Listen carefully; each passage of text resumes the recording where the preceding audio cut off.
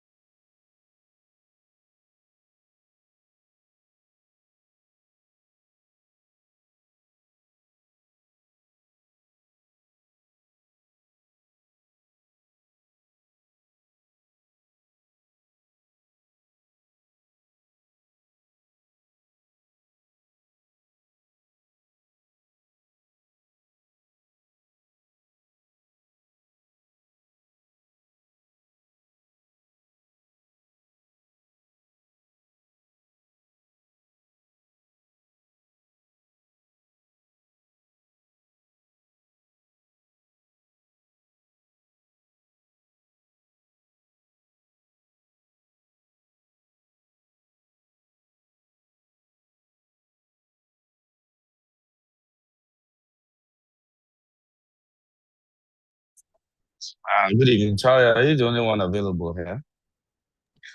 Yes, Sidi. Where's everybody else? Where's everybody else?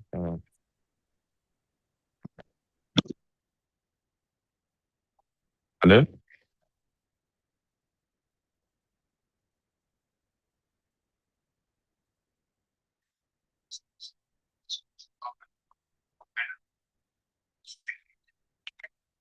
Charlie? Yes, I can hear you. Sorry, it seems my network tripped off. Said, where's everybody else? They'll soon join into class. Okay. 5:04. Okay. You've told the students that facilitator will invite this thing. Do we have any other announcements for them? No, we don't.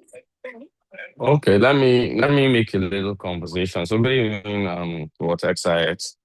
I think it's paramount for you to understand that most of the time you guys go through assignments and campaigns or whatever. You do not talk to your team leads. The campaigning this time was very poor. I chose not to mark it because if I had marked it, I would have taken out votes from because I would subtract their votes. Next elections is gubernatorial. If your campaigns on your social media are weak, I would complain. I will mark you down in votes. I don't know how you people have parties that have 100 people and yet your Twitter handle is being followed by just two or three. No, sorry, 14 or 13 people. I don't get it. And for me, I think that is really disappointing. You guys always wonder why Nigeria has a problem with elections and etc. Well, you can see within your microcosm, which is this class, you can already see the issues. People do not come together to do assignments. It's always a problem with your participation. Now your handles don't even have followers, and yet you want to score points. So if I do not see the total number of active students, at least in a party, following its handles, I'll penalize that party. And I'll penalize their votes in the next election. So if you like score 100 votes, depending on how I think the gravity of your offenses, I'll take out votes. Yeah, that's not done, but this is college. We can write our own rules. I think people do not also take advantage of your team leads. And I think this is the conversation we should be having. If you as a party refuse to take advantage of your team leads, I'll fail the party. And what happens now is that we punish the EXCO because the EXCO is leadership of the party. So I won't punish the party that much, except in points. But I won't punish the members. It was the EXCO I'll punish. So anybody that is not clear over that or doesn't understand what's going on about that, can ask me a question directly and I'll attempt to answer while we're waiting for our facilitator.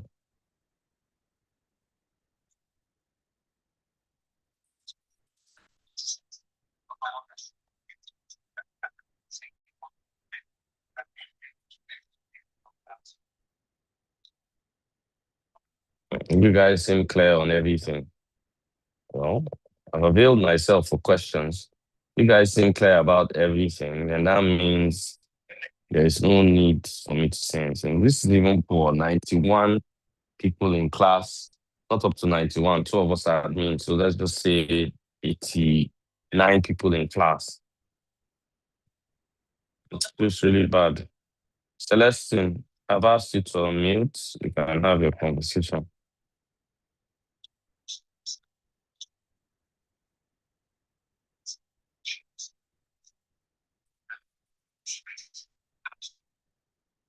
Celestine, I've asked you to unmute your mic.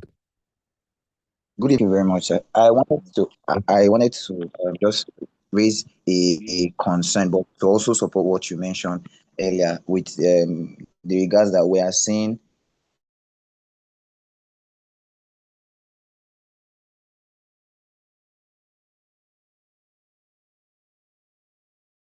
I'm listening to you, Celestine. What's happening? I can't hear you. Is it just me or I can't hear him? He is not speaking again. A lack of participation of number of people that registered this, but in every class we've not exceeded the number of people.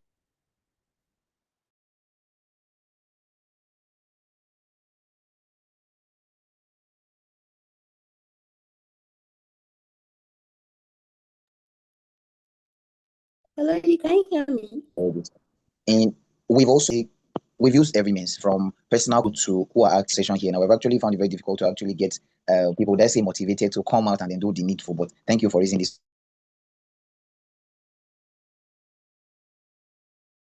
And we'll improve and then I'm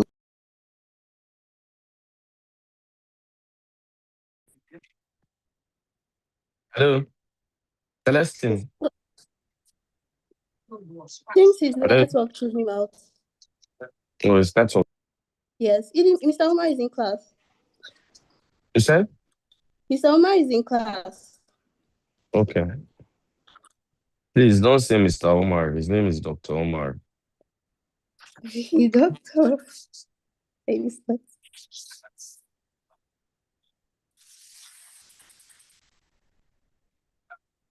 Hey, Dr. Omar.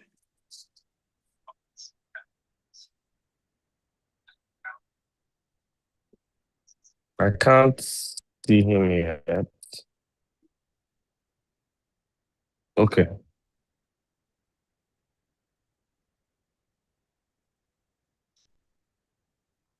I do not refer to him as Mr. Umar. Thank you very much. Okay, noted, Edie. Sorry. Dr. Umar, Dr. Umar, my leader, you have been sorry, I didn't put it properly. Honorable Dr. Umar Yakubu. Mr. is okay, sir. Mr. is okay. No, I'm giving you all the accolades. Yes, sir. Okay, thank you, sir. It's a pleasure. It's a pleasure to have you here, sir. And we look forward to a great class as usual. All right, sir. I'm ready whenever you are. Okay, then. Charlie, you have the class. Thank you. Okay, thank you very much, Edie. Please give the introduction, Talia. So, good evening. Don't introduce me. Just don't call. Do you have the slides? Let's check. You can display the slides. Okay, so.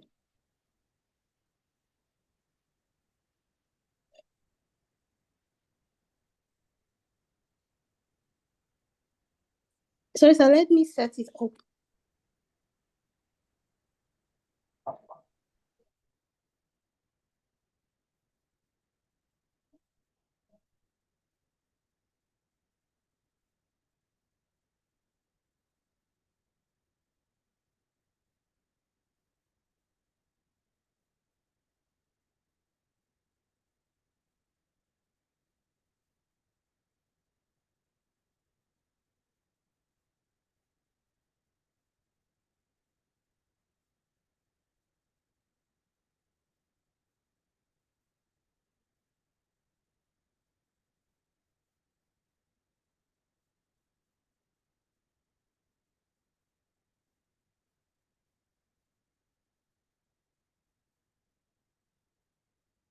Okay, allow me to share my screen. Let me share it from here. Okay, sir.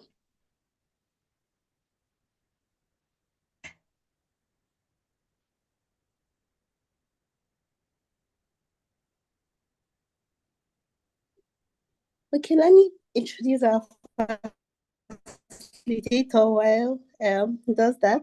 We have Dr. Umar taking us on governance and corruption.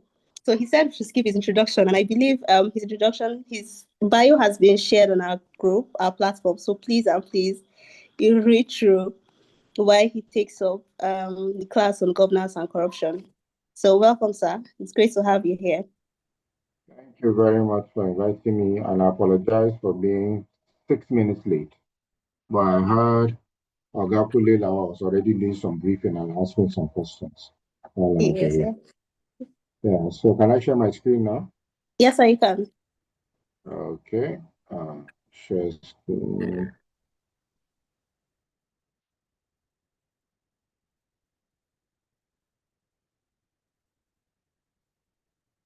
Is my screen visible?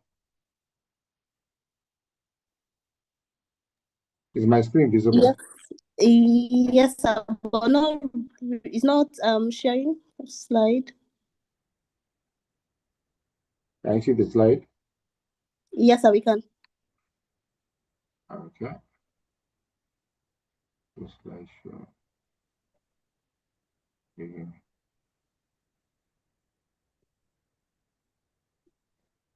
Okay, is it clear now? Yes, sir, it's clear. So this is an old presentation. Oh. 1 second, please.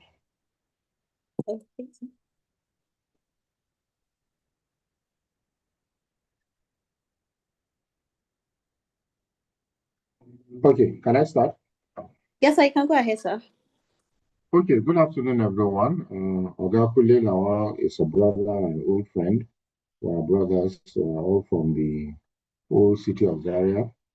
Thank you. I'm used to Lisa. I've not seen her, but lunch she's on. She's away, half Japan. She's somewhere. And thank you, Charlie. So my class today, this is I'm going to take on governance on corruption. And these are the table of contents of what we are going to go through. We'll go through some definitions of governance. We'll look at what good governance should be. Then we'll look at what corruption is, and we'll look at the impact of corruption on governance. Then, what is this? Okay, I'm trying to.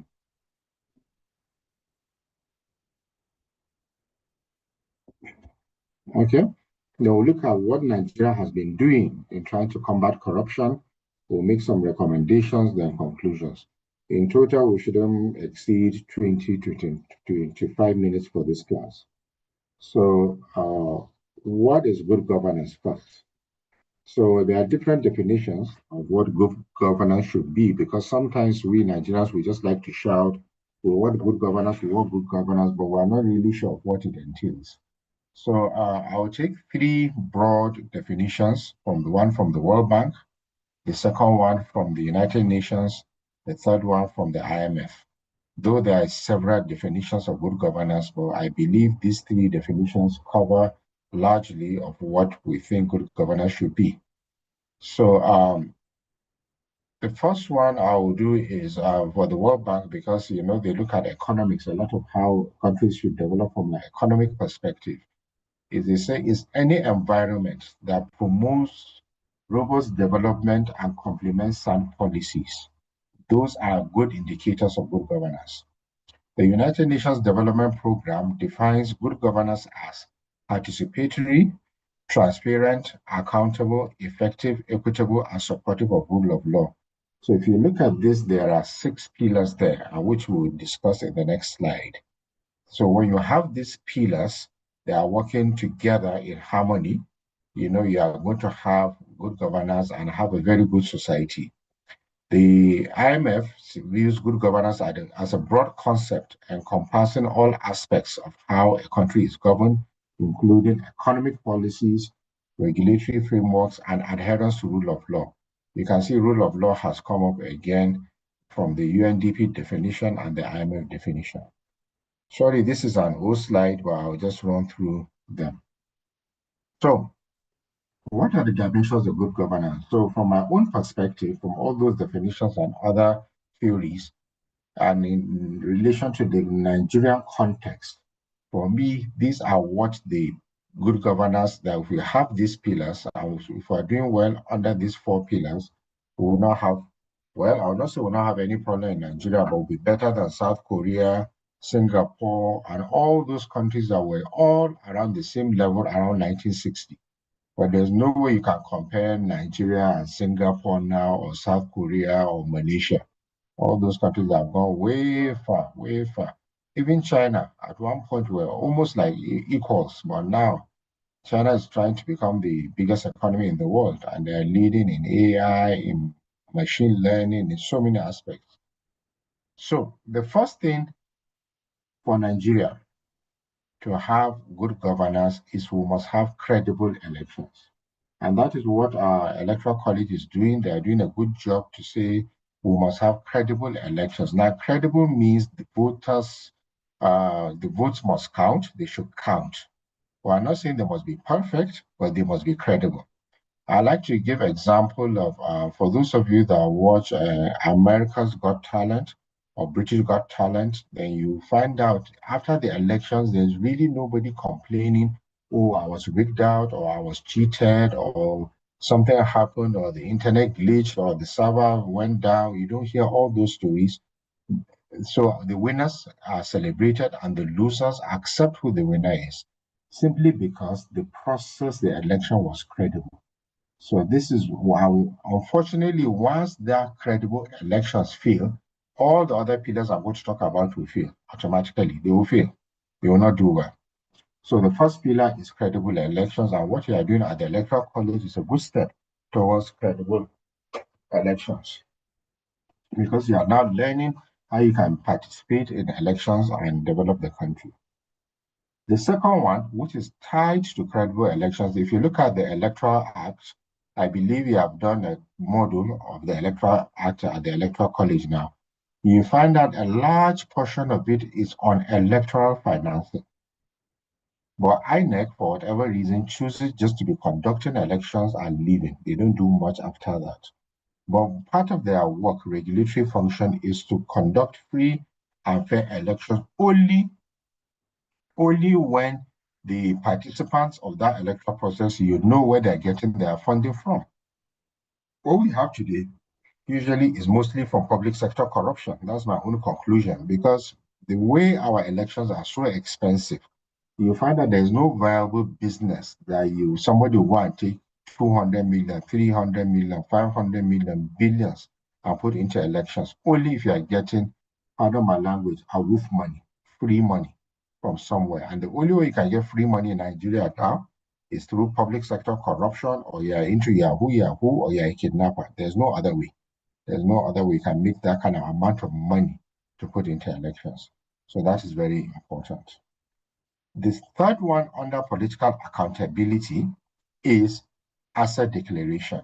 Now, the onus of this relies on the Code of Conduct Bureau. It's a government agency that is supposed to have the details of all assets of all public officers. Any public officer, be a politician, be in the public office at the federal level, at the state government level, at the local government level, you are supposed to have well-documented asset declaration forms. Our 2025, so these forms should be digitally collected and kept. Now, once you have those details of assets, in fact, you will not have use for the EFCC or ICPC, because from those assets you declared, whether they are yours or not, you can investigate by checking out what is the income of that public officer. For example, now all public officer salaries are known. If you just go to the Revenue Mobilization, Allocation, and Fiscal Commission, you see the salaries of public officers. So the maximum a public officer can earn in Nigeria is just, say, 20 million naira or 30 million naira. But meanwhile, even their cars are way more than that, their private cars, not to talk about their houses, not to talk about other things. So you can see, once we don't get these three pillars right under political accountability, the other things will suffer. So next we have is the public sector management. Now, public sector management has two critical components. One, the finances. Our finances, how we manage our expenditure, how we spend our current, how we spend our recurrent, how we do all those things. And if you find out Nigeria, on paper, our public sector integrity, financial integrity is very weak, meaning that public officers the government just spends the way they feel like spending. That is why you can see a governor moving with a fleet of 15 cars, 20 cars, nobody cares. There's no level of accountability. When it comes to the federal budget, you see in a year, maximum budget implementation will be 30%, 35% is not so high. When you look at their audit reports, in fact, they have killed the Office of the Auditor General of the Federation, because that's supposed to be an institution that's supposed to check public sector corruption. So all those institutions that are supposed to be checking, they are supposed to be the breakers from procurement, Bureau of Public Procurement. You find that they are weakening them, they are not doing what they are supposed to do. There is just low level of accountability on that end.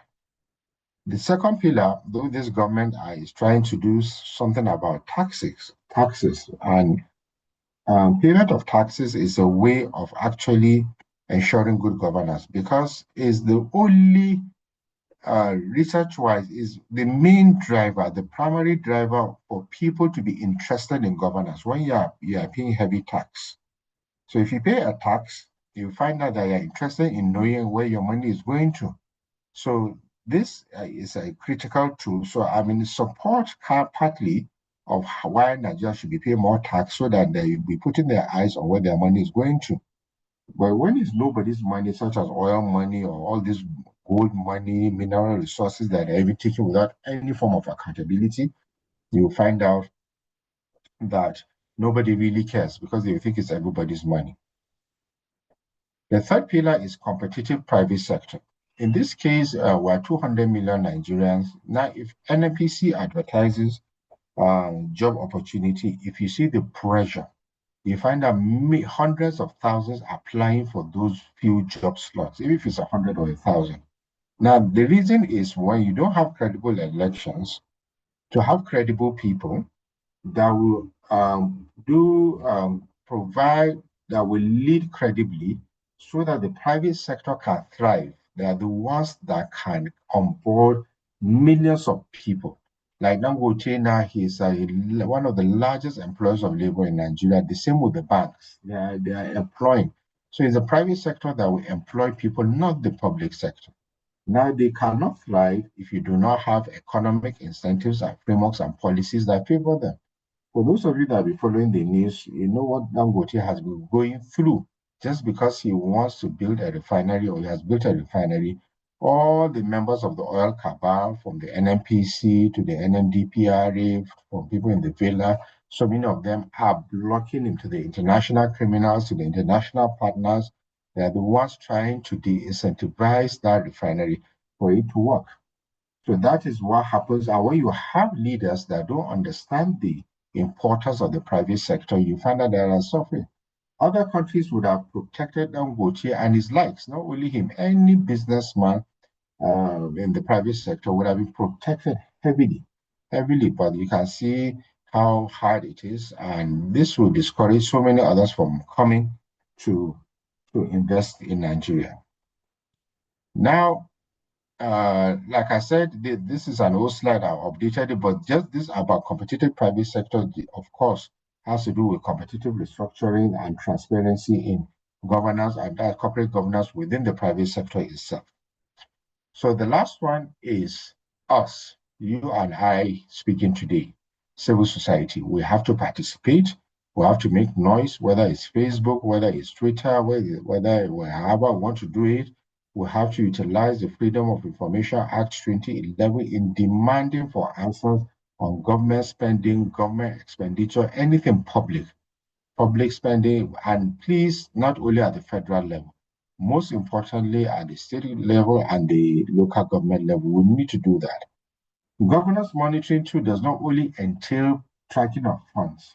You have to entail, it also entails public officers doing what they are supposed to do. If you say you're going to create 5 million jobs, we'll monitor why creating 5 million jobs. Explain to us, but they just don't come, make political speeches and leave, or don't do anything.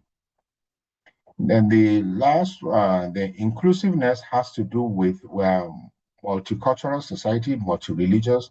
No matter how good you want to do, no matter how professional, efficient you want to be, you must include the women groups, the people with disability, the youth in everything you are doing, because everything has to be not only for a particular set of people or for a particular tribe of people or particular religion.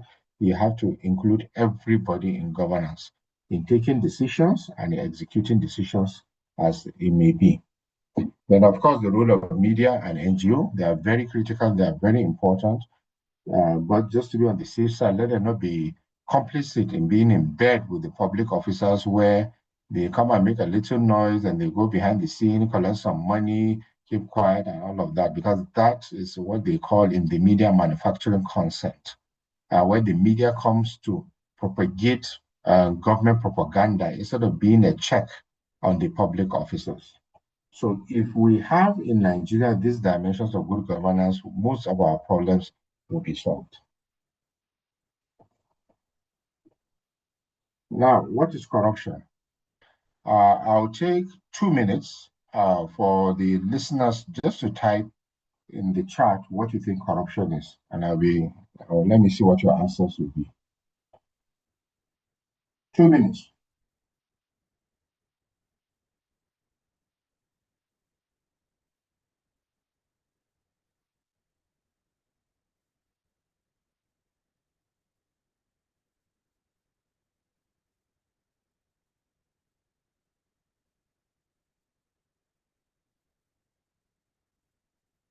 I'm not seeing answers.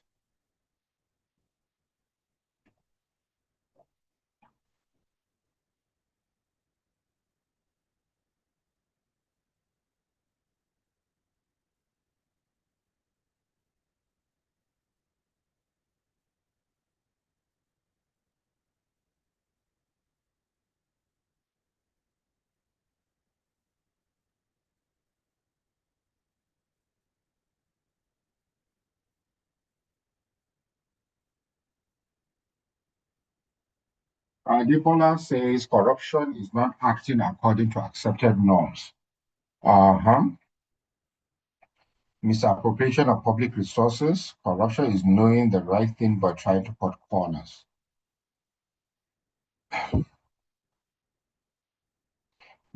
Bello Adamu Bago, he says misappropriation.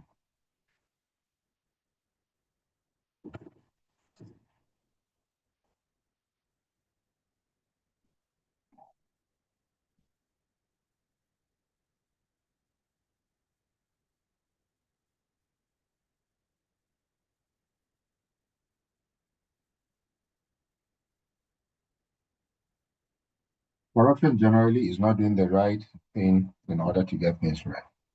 Okay. Thank you very much for the 4 people that have responded so far. We'll continue. Basically, since we're talking about corruption and governance, corruption is the misuse of public office, public resources, or public responsibility for private or personal gain for yourself or for your group. So basically anything that has to do with the public resources, the monies, the cars, the people, whatever is for the public, for Nigerians, you want and use it for your own personal use or for your people of your tribe or your religion, that is broadly speaking the definition of corruption in Nigeria. So all the nepotism, the procurement fraud, the inflation of contracts, the award of contracts to your people, the award of even contracts, even if you are not stealing money to your village because it's not for public, but you just want to do just for your village people, all these things constitute corruption. They all constitute corruption. So we all know, I'm sure we can spend an hour giving example of the types of corruption we have. So these are what I believe corruption has done to Nigeria. 1, inequality and poverty. Right now, public sector corruption has made us to become the poverty capital of the world. In the whole over 200 countries, we're the poverty capital because we have about 130 million Nigerians that are multidimensionally poor, meaning they don't have access to healthcare, they don't have access to education, they don't have access to basic needs, to make a living. 2, they are living on less than, using the IMF standard, the World Bank standard, they're living less than on $2 now, or is it $1.8 a day? 130 million Nigerians out of 200 or 220. Now, that doesn't even mean the other 70 million are enjoying. I'm telling you, those 130 million are multidimensionally poor. Now, there are another 40, 50 million are poor too, but sometimes they have access, they get some food to eat, they have access to some measure of healthcare, they go to school and what have you. Those that are out of that bracket, I don't have the data now, but they cannot be up to 10%. So you can imagine living in a country where only 10% have real access to govern all these basic things that is needed to live a respectful life. So that is what corruption has done. Of course, it erodes public trust. I've not followed the Anambra elections today, holding on today, but I'm sure people are not coming out because people are tired. They see almost every public officer as a thief. They are just coming to take what they can take and leave. And all the social unrest, most of all these anxiety disorders we have, you find it's because of corruption. There's low level of trust. People are hungry. They don't know what to do. In other countries now, there have been so many riots. But Nigerians were very peaceful people. So that's why we're not even taking up to the streets. Only a few like the Showaris and code that will take up to the streets. Of course, sometimes I've argued Nigerians' corruption is basically mostly rather wasted resources. We just waste. There's too much waste because of lack of efficiency. So this is what corruption does. And automatically, of course, if those 4 things are happening, the next thing, your economic growth will be slow. You can find out, I don't know, every student here is from one state or the other. How is the road from your state, let's say, for example, to Abuja? Is it from Kogi, from Kwara, from Ogun, from Kaduna, from anywhere? You find out the roads are bad. That is the central city. The same thing with Lagos. So all this is so common without roads. How can you even develop? You can't have economic development if you don't have basic things as transportation of women or goods and people. The next one, of course, is fosters insecurity. Now, this, if I start talking on this, I'll spend the next 1 hour. We don't have time. But in short, all our security problems in Nigeria, and I mean all but one, but half, I will not even say one, is caused by corruption. Even the Boko Haram, which is our number one security problem, is because of the corruption in the northeast, when they have not provided people with basic needs of life, basic necessities of life. That's why they go into extremism and they use them for politics. Then they want to become extremists. From extremism, they want to become terrorists. So it is all banditry, kidnapping. It was caused by the poor judicial system in the northwest, all where judges were collecting money or not delivering justice, or they were collecting bribes, and those guys went to banditry and found out it will make much more money. You make much more money when you're a bandit or a cattle header. When you come, it's corruption that has stopped them from stopping open grazing, but they have been allowing open grazing where they have been eating and destroying people's farms. What does it take to stop it? It's all corruption. I can go on and on and on. Most of our insecurity is bred by public sector corruption. Of course, look at the quality of life. Our life expectancy has even dropped. I think for male, it should be 56 now. For female, it should be 59 in Nigeria. While others are increasing their own, only ours is dropping and reducing. And once you don't have all these things, the president and the governors can travel as much as they like. They can travel every month if they want. Foreign direct investment will not come in. It will never come in until you have a stable environment that is good for foreign direct investment. As they say, capital chases investment, not governors or president. It's the capital that be chasing investment. And before it will chase investment, all your own country has to be very stable and have some level of political and economic stability. Not your dollar that is flying up and down. Today is 1.5, tomorrow is 1.4, the next day to come down. No, all this is not happening. So let us not be lamenting. Nigeria has done some things, what we call the legal framework for combating corruption. We have the ICPC, EFCC, and all these laws, the Code of Conduct Bureau. We have the Freedom of Information Act, and the two laws below are Penal Code for Northern Nigeria and Criminal Code for Southern Nigeria to prosecute cases of corruption, fraud, embezzlement, and all of those things. Then, even though we have those laws, you can clearly see, I will not say they are not working, but the level of implementation, even from the research we did with the UN UNCA coalition, is the level of implementation of most of these laws is low. Why? Because of that first pillar here. This first pillar, credible elections. When you don't have credible elections, they will never allow the system to work. They will never allow the system to work. That is just the truth. So, recommendations. Yes, academically, let's strengthen our legal frameworks. Well, we have enough laws. All we need to do is just more to implement them properly. Secondly, a good fighting corruption can be very difficult. So what you can do is just promote transparency. And that is why, that's one of the things we do at the Center for Fiscal Transparency and Public Integrity. Promote transparency. Okay, whatever you are doing, just be open about it. Just be open about it. Publish how much you are spending on your cars, on your holidays, on your salaries, on yourselves. So once you see, you're not accusing them, but you're telling them to publish. And if they publish, you can imagine what will happen when citizens know what they are doing. Thirdly, enhance public participation, public consultations, have feedback mechanisms, especially in government in budget planning and budget planning, especially in that. So you do those things so that citizens know what you are doing. And with this, you have to collaborate with the civil society and the media. So all these are promote ethical leadership. If you find out in Nigeria now, if any course you are looking for, you can find a Nigerian that is qualified. But we are looking for those with integrity, honesty.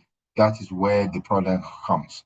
And even if they had integrity before public office, when they get in, pressure from people, from loved ones, from village, now they exert pressure on them that they lose their integrity because they dip their hands into public resources. Then, last but not the least, we need to do a lot of awareness, which is what we're doing here through the Electoral College. Like I said, please, I apologize. This is an old slide. There's a much shorter one and more brief one that will explain all these things. Thank you for your time. I said I will not take more than 10 minutes, but I think I've spoken for almost 30 minutes now. Thank you very much. Over to you. Thank you very much, sir, for the well-detailed and insightful class. It's always great having you around, sir. So we are going to move into questions and answers. If you have any question, you can raise your hands or put your questions in the chat box.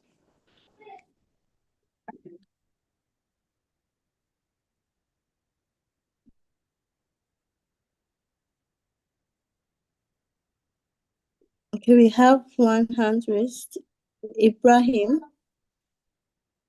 I've asked you to unmute. Okay, thank you very much. I really appreciate the facility. So now I want to ask with respect to the issue of asset declaration. Respect to what? Around that, where you go and declare your asset and everything is nothing to write home about. If truly that is what is expected to keep those in power, then this country were not ready to do things. So if it will go online, then definitely there may be changes as people will now have access to that records on real time. But what is going on now is you even write seeking for information about an appointee, but it will take years. They will not even provide the information under the FOI Act. So what is there anything about it going online, and when will that be possible? Thank you. Okay. Quick answer. I don't work for the Code of Conduct Bureau. So I'm one of those that challenges where they are not online. But you are right. If they go online where people and you have FOI, it will, in fact, you will not have even need for ICPC and EFCC. You will not have. Because that agency, that bureau, even has a code of conduct tribunal for it to try its own cases. But since they were established since 1999, I think they have less than 5 prosecutions, less than 5. So what we need to do is to continue. All of us here were advocates, so let's continue writing against them, pushing, and demanding for answers to why they are not effective. Thank you. Thank you. Okay, thank you very much, sir. Victoria, I've asked you to unmute and ask your question. Good evening, sir. Good evening, ma'am. Yes, concerning the wasted resources, like from Lagos Ibadan expressway, that's Lagos to Ibadan. The traffic island, the thickness of the concrete they use all through, even coming in within Ibadan, that urbanization has taken place both sides. There wasn't anything like plans for overhead bridge or anything like that in all the bus stops, but still the concrete were much. I mobilized some people. We make attempt of trying to talk to them that even if we know that they cannot make overhead bridge, because each of the bus stops we complain that the overhead bridge should be at our own bus stop, that if they can make at least just few, maybe like 6 meters space in between those concrete blocks, they refuse. They said it's not on the printer, it's federal government, it's not state government roads, and almost every day accident on that road. They insisted till they have completed everything. Now we have to make ladders for people to cross. I don't know if there is any other means or approach that we could have used to really help the situation. Thank you, sir. Thank you, Victoria. Welcome. As a citizen, the only thing you can do is to write. What I mean by write, go on social media, make noise. Two, you write the ministries concerned. If it's federal government, you write the Ministry of Works, and you tell them you have copied the members of the National Assembly, even though they're mostly complicit in all these dealings. You tell them you have copied the media. Let's be pressure groups. As long as that's the only thing we can do is just continue putting pressure so that they do the right thing. Once in a while, they listen and it works. We're evident to now seeing just 2 tweets. I know there's a difference. 2 tweets from President Trump. You can see how they're running up and down everywhere. But I know, of course, your tweet and President Trump's tweet is not the same. It doesn't have the same power. Thank you. Okay, thank you, sir. Prosper, I've asked you to unmute and ask a question.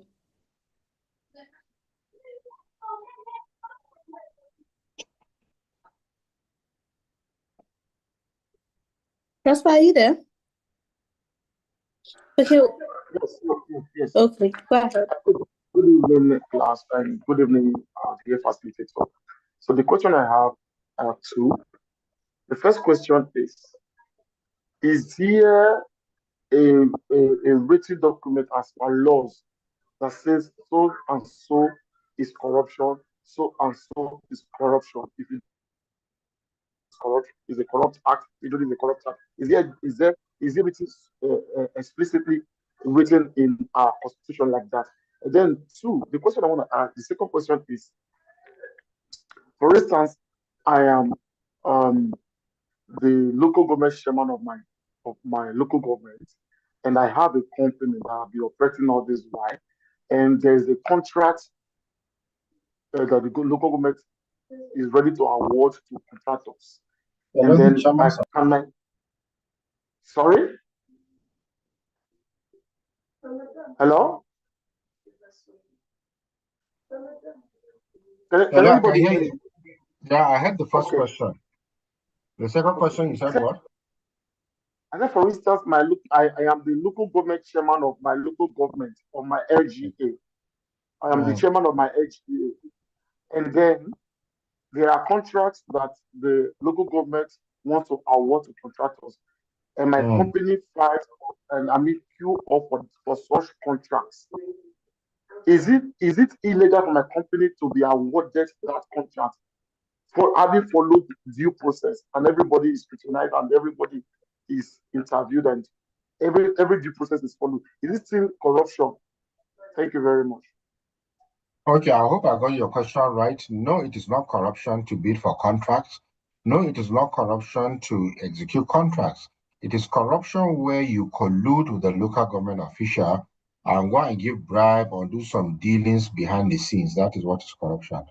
On your first question, yes, if you look at the 3 laws, if you look at the ICPC Act, that's the Independent Corrupt Practices and Other Related Offenses Commission, you see all the definitions and the criminalization of acts of corruption in that law. Secondly, if you look at the Money Laundering Prohibition Act too, you get them, a lot of them, defines what are predicate offenses to money laundering and what are described as there are even penalties for engaging in them. Thirdly, if you look at the Advanced Field Fraud Act, you get them too, all the 419s, false misrepresentation, obtaining by false pretense. You look at the EFCC Act, you see that. Then most powerfully, if you look at the Code of Conduct Act, you see them. So we have enough laws. Then, of course, go to the Criminal Code and the Penal Code. All our laws related to corruption are there. Okay, I didn't get the other names you called. I heard Code of Conduct, I heard ICPC Act, I heard EFCC. While there is I don't get the other ones you called. Okay, EFCC Act, ICPC Act, Code of Conduct Bureau, Advanced Free Fraud Act, Money Laundering Prohibition Act. Then the Penal Code, Advanced Free Fraud Act, Money Laundering Prohibition Act, Criminal Code, Penal Code. Okay. And then, so what you're saying is now, as the chairman of the local government, my company can bid for a contract under my regime. And it's not under corruption. what? under my regime, when I'm the local government chairman under my regime, can my company bid for contract? And No, if they of award course. them, No, you can't. That's conflict of interest, of course. You can't. That you can't even own a company as a public officer. You can't. So even owning a company without even contract, that's already a violation of the Code of Conduct Act. Owning a private company. And when the law even allows it, if it's an agricultural company, if you're into agri or teaching, or if you're a doctor, you have to belong to some associations. But to own a company and even be the signatory is not even allowed. So you can't even, we're not to talk about giving contract to your company. what if I own a company before I become the public office holder? And I make a public office holder. Yes, then you resign, you put in your resignation. Any day you leave the public office, you go back to your company. Okay. You close the bank account, you do anything, no transaction, you transfer to somebody. If already the business is ongoing, so you transfer the company to somebody. But you can't be a signatory or be active in that company. It's against the law. So somebody else who is representing the company can bid for contract under my regime. Yeah, you can do that, but once they see there's conflict of interest, when the investigation comes, it will be seen. Okay. Yes, sir.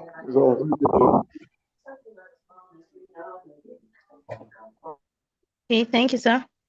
We'll take one question from the chat box before we continue with the audio. So we have one from Abdul Rahman. He said, so in respect to this election financing, what do you suggest we should do to address it completely, whereas there shall be small chances of corruption?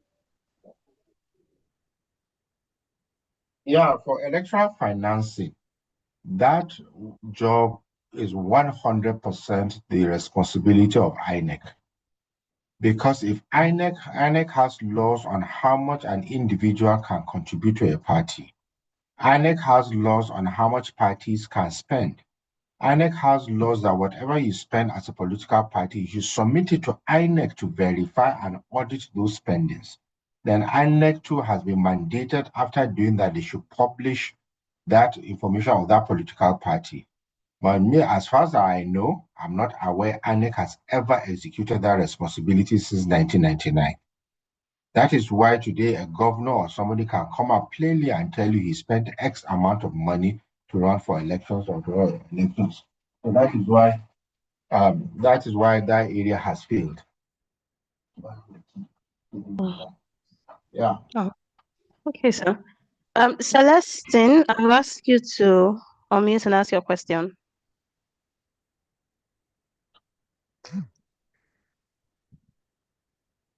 Okay, thank you very much. Good evening. Good evening, sir. Am I audible? Can you hear me, please? Very clear. I want to ask something okay, sir. I want to ask something that is very practical, or something that will be personal to you in this regard. So,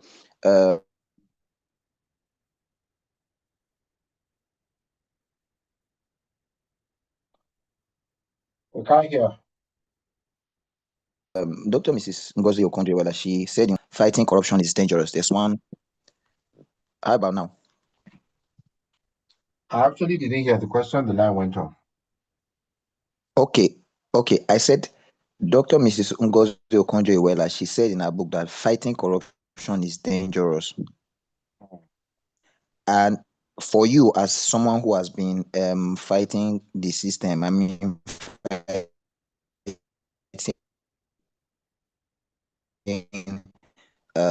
corruption, how has corruption, if it's an instance that you can share publicly, can you share with us? Because many of us are interested in, fighting corruption by taking action and speaking up so that we learn lessons and apply to ourselves. Thank you, sir. Okay, thank you. From my own personal perspective, use two things. One, in any advocacy of fighting corruption you are doing, use data. Use data. Based on this available data that is valid, you collected 10 billion naira to build XYZ. Where is the building? You are using data, yeah, and you are not accusing, you are just asking for the answers, demanding for answers. Use data. Two, the second thing, don't fraternize with them. Well, in the sense that don't go and collect contract from the back, don't go and collect money from somebody, because once you do, they will get you and use it against you, and that's the end of it. You understand? So once you are using data, their own data, there's nothing they can do about it. So that's why if you go to our website, you find that all the work we have been doing is data driven. So you might not like our faces, but argue with the data. Thank you. Sure. Thank you very much, sir. Isa Hirima, I've asked you to unmute. Thank you. Good evening. Good evening, everyone. Good evening. Thank you for the wonderful presentation. My question is, corruption has been a major issue. Can you hear me? Yeah, I can hear you. I can hear you. Speak up. I can hear you. Corruption has been a major issue affecting Nigerians. So how can we as citizens come together to address this issue? You may find a situation or an instances whereby a public servant or someone who is at the present administration, that person may mismanage public funds, but nothing is going to be, no any action that is going to be taken about that person. So how can we address the issue?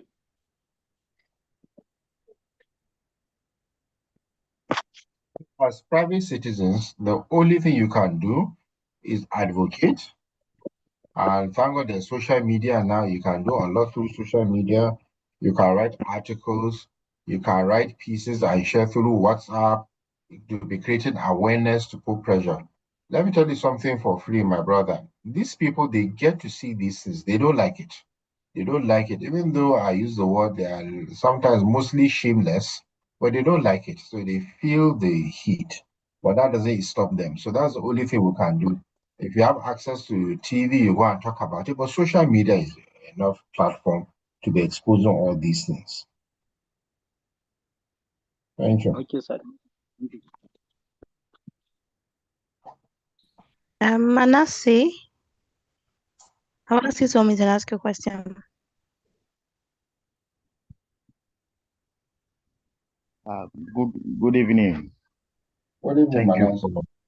Good. Thank you so much. Thank you for the wonderful presentation. Thank you, sir. My question has to do with corruption still. I understand that corruption has eaten very deep into our fabrics, to be sincere, in Nigeria, because you even mentioned countries that got our independence close with Nigeria almost same year, that are far ahead of us. Even the institutions we have that are fighting corruption established in places, put in places, these particular institutions appear to be very weak.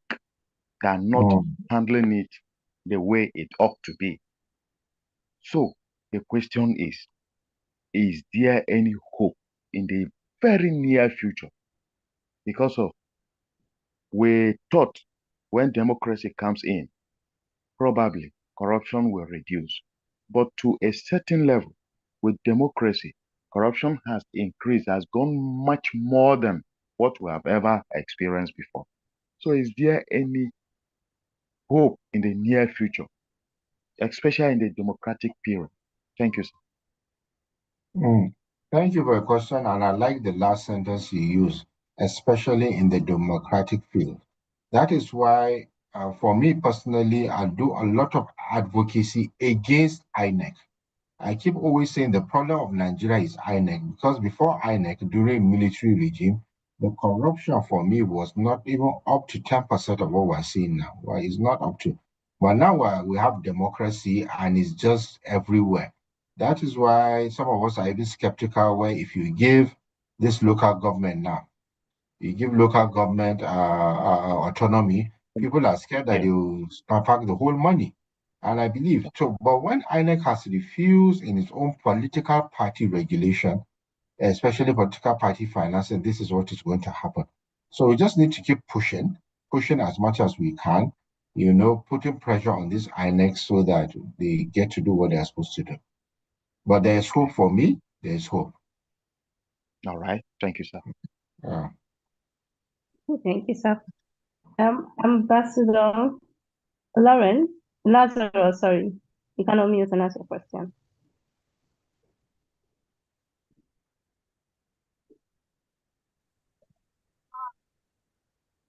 Hello. We can hear you. Okay. Good evening, everyone. Good evening, Doctor. We're privileged to have you today. So my question is, I know INEC is responsible for setting the amount that each flag bearer is supposed to use to run for a position. Going by one of your last statements, you said that part of the problem we have in Nigeria is caused by INEC, which I totally agree. So the question is, don't you think is because reason why most of our leaders, when in office, they tend to want to loot funds is because of the amount that was placed when they were purchasing that fund. Let's say for a particular position, you spend maybe 10 million naira of 20 million to purchase a ticket. And meanwhile, maybe one or two people supported you to get that form. Assuming office now, you would want to replace that money. Don't you think that is another reason why most of our leaders, when elected into office, their second year, you don't get to see any tangible thing they do. They end up looting until maybe when they are running again for the second term, that is when they'll start doing some kind of flashy project. So the question is, don't you think that is the reason why they tend to loot funds when they assume office? Thank you. You are 100% right. But I'll just add one more layer to you. They loot funds to get into office. Then they start re-looting again to pay back the funds they had gotten from wherever they got it from in the first place to pay back. Because before you get into office, you're not important. So you have to pay back to people that contributed to you and your supporters. Then they massively loot to sustain their structure. Because once you're in office, you must have a political structure of sending money to your party loyalists, to your members. Their wife is pregnant, they are building a roof, they are doing this. So the only way you can do it is to be looting. Then lastly, they loot and keep for next elections. That is why I still insist if we solve the INEC problem, a lot of our problems will go. Thank you. But you are right in your submission. Thank you, sir. Thank you, sir. I'll take two questions. And we have Ambassador John. His question is, my question is, why can't there be capital punishment for corrupt practices and perpetrators? In addition, let every looter be called a thief. For example, former governor of Kogi State and former CBN governor. Okay, I've written a book. I hope Electoral College, for students that are interested, I'll let you know where they can buy at any Rover Heights bookshop. In one chapter of my book under public sector corruption, I actually advocated that corruption should be treated as treason. And the penalty for treason is capital punishment, whatever you want to do, how you want to do it. Because corruption, you are killing the state, you are killing the country, especially those that take the money and take it out of this country. They are the worst ones. So we're on the same page. I've advocated for it, that corruption should be treated as treason. And we all know what the penalty for treason is. Okay, sir. So another question from Abubakar. He says, we always talk about good governance and corruption, but we are not helping the matter at all. We are always hailing the corrupt citizens. What is the way out? The way out is to have ethical reorientation. And I put this on, first of all, the parents, we parents. Secondly, our religious leaders on both sides, Christianity and Islam, then our traditional rulers.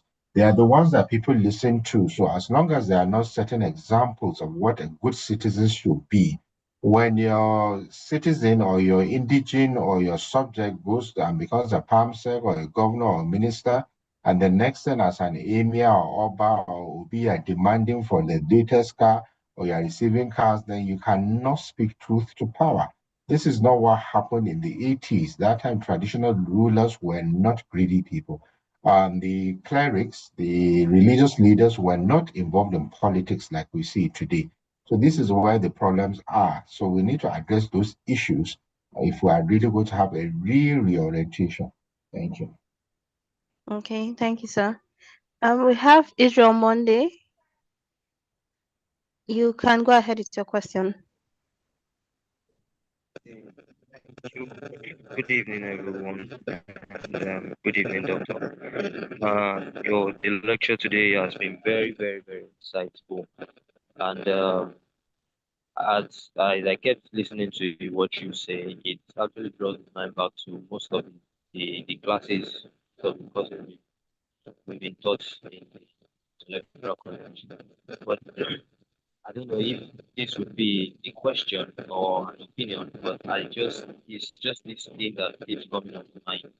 You actually made the reference, just like what this other Ambassador said, that basically INEC has a lot of roles to play in helping in solving this good governance. But my main question is, in as much as we still are under the rule of democratic era, Doctor, I feel, or I don't know if it's a question, I think a lot of work should be done as regards the rural areas.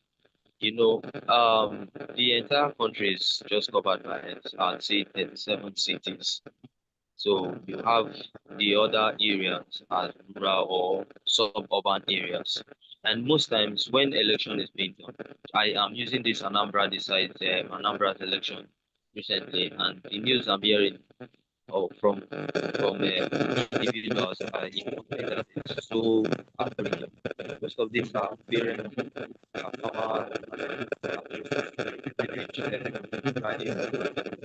they tend to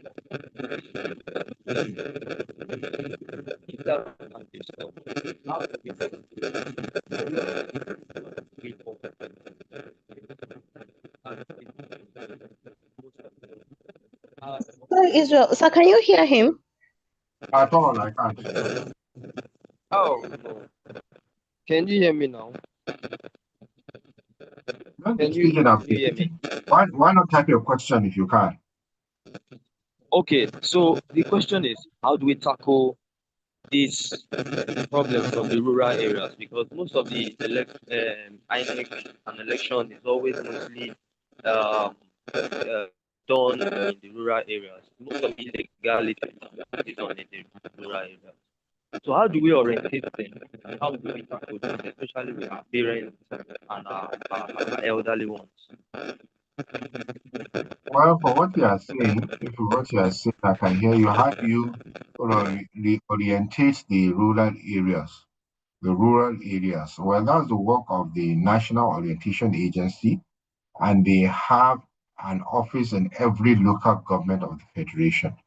I know they are poorly funded, but what you need to do, everybody in his own space, is to speak within his own community.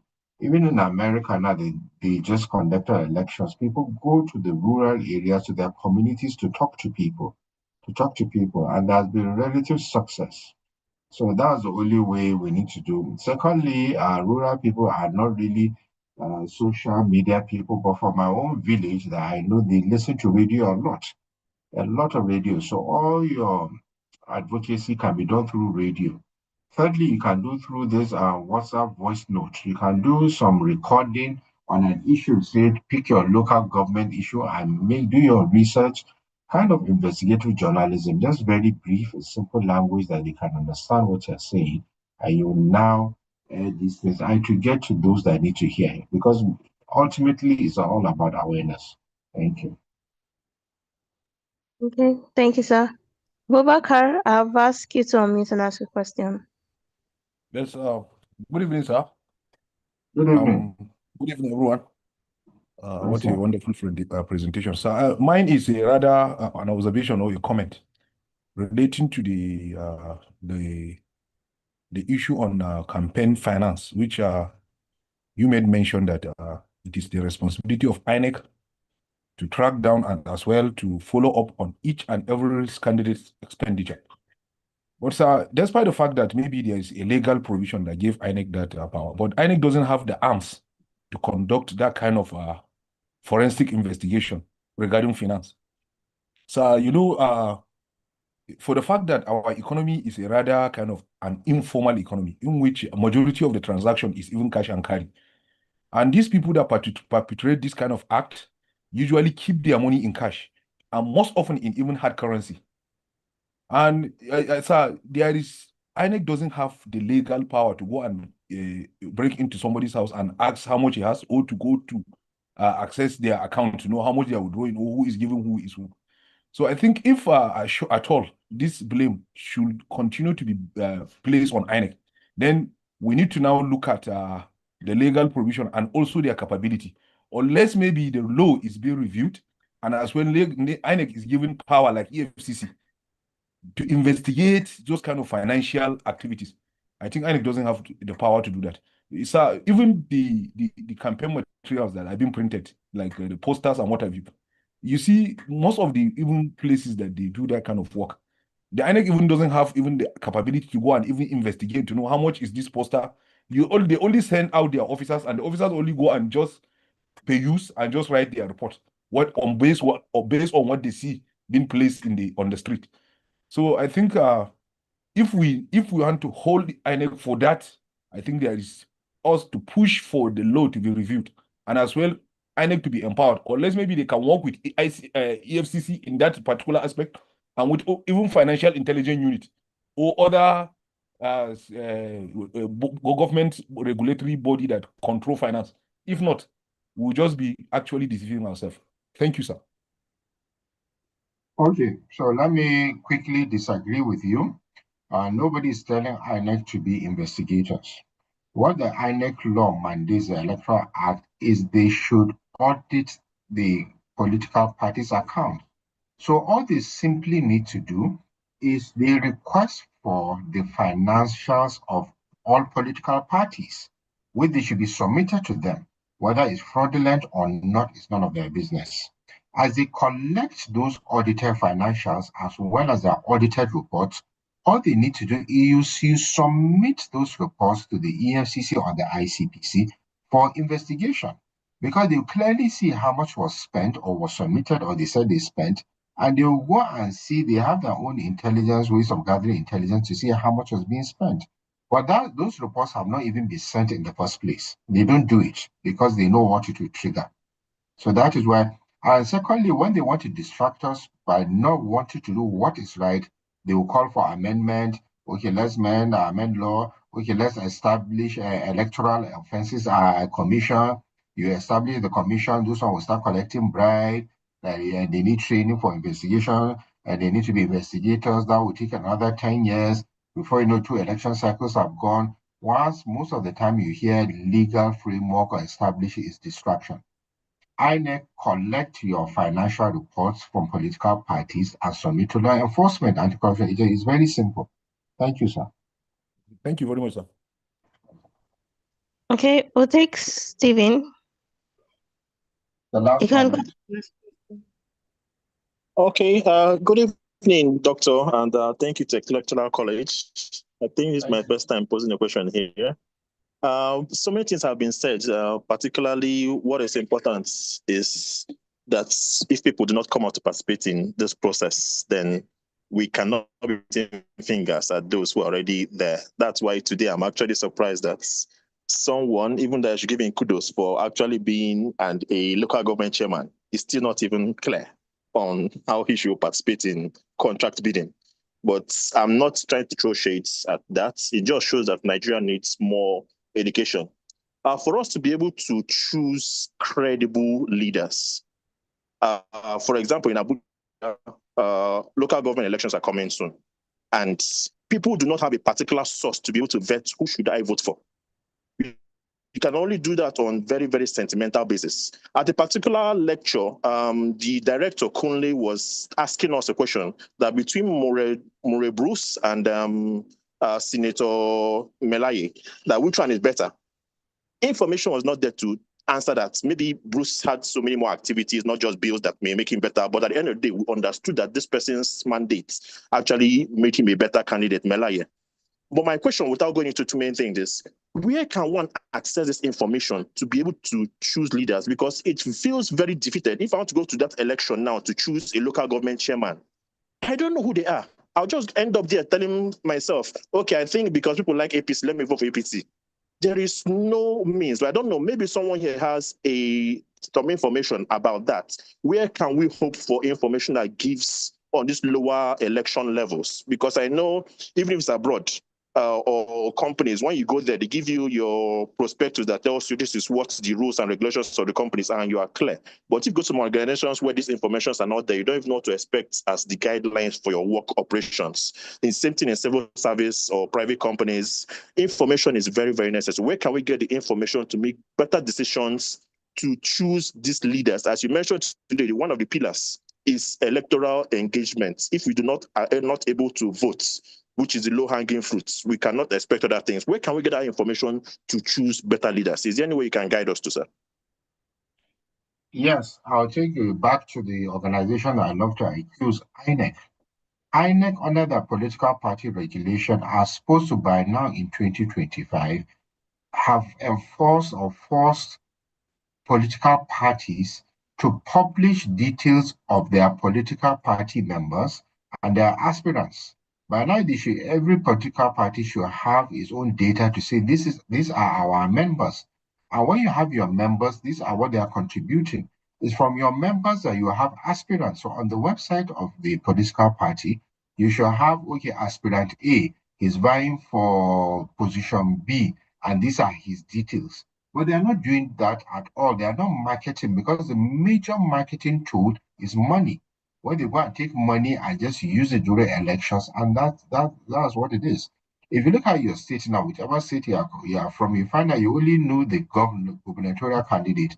You even struggle to know who the deputy gubernatorial candidate is in this age of internet. So these are part of the problems we have that we should all do have some level of advocacy to address. Thank you.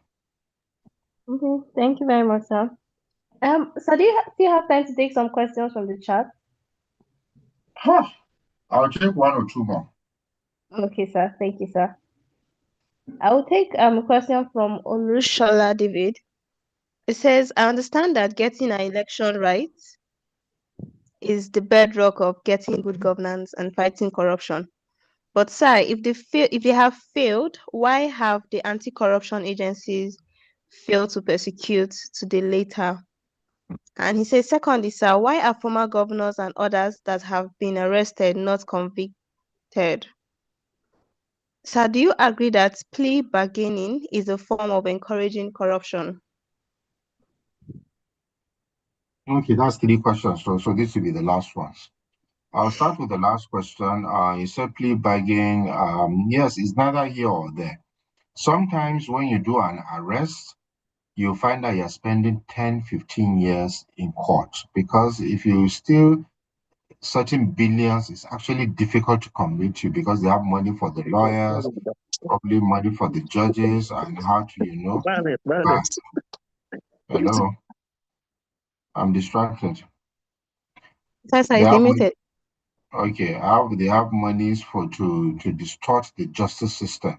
If you listen to Professor Chidi Anselm Odinkalu, he even debarred himself from being a lawyer because he said how the justice system has become a marketplace for those that have money.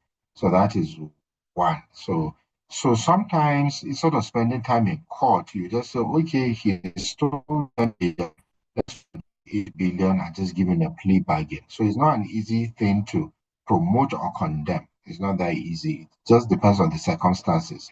And now that you even have a government that you have even jailed the governors and the government is pardoning them, in retrospect, it would have been better just to collect the monies and just let them be, because this government, particularly, is pardoning criminals, high-level criminals. So it depends on what position you are to take that decision. The question before that, if I've not forgotten, is about, you said, please let me call it again. The other two questions. Okay, why are former governors and others that have been arrested not convicted? Okay, whoever asked that question, please go to the Facebook page of the EFCC. I don't work for them. Let them explain where they are. It's part of you have a duty to ask, and they should respond. Where are those cases and what is happening? Go to the EFCC website page and go to the ICPC as well as the Code of Conduct Bureau. And the question before that. Okay, the first one. But so if they have failed, why have the anti-corruption agencies failed to prosecute to the later? Why? Sorry. The last question, please. Hello, sir. Can you hear me? Yes. Okay, sir. He said if they have failed, why have the anti-corruption agencies failed to prosecute the latter? Yeah. Because right from the onset, when INEC was established in 1999, when the military established it, they didn't have a solid foundation where they would have been so independent. Yes, they're independent in name, but not independent in practice. And now it has gotten worse where, they can't really stamp their foot to do what they want to do due to so much political pressure. So now the institution has been weakened because politicians have really infiltrated that organization. So it's just an institution we just have to manage to continue doing advocacy so that it will get better. And in truth, right from the Obasanjo days till now, they have been getting better. Professor Jegai came with some technological introductions. It was okay. It made some difference. The last one, Mahmoud, too, did a lot of things using technology. They made a little difference. So let's continue. Let's put pressure on this next one now because our organization, we're focusing on political party financing. They can conduct all the elections they want to do, but let us focus on political party financing and effectiveness in our elections. Our elections are one of the most expensive in the world. And despite spending so much, look at the caliber and quality of leaders they are producing. So that is where we are doing advocacy. So you are free to join us, please, in our advocacy by following our social media pages and see what we do. Thank you very much, my sister. Thank you very much, sir. We are grateful for answering all our questions. Thank you for always answering us when we call. It was a very insightful, well-detailed, and interesting class today. On behalf of the Electoral College, we are saying thank you. So we'll call this an evening, and classes continues tomorrow. Thank you. Thank you, sir. Good night, everyone. Good night, sir.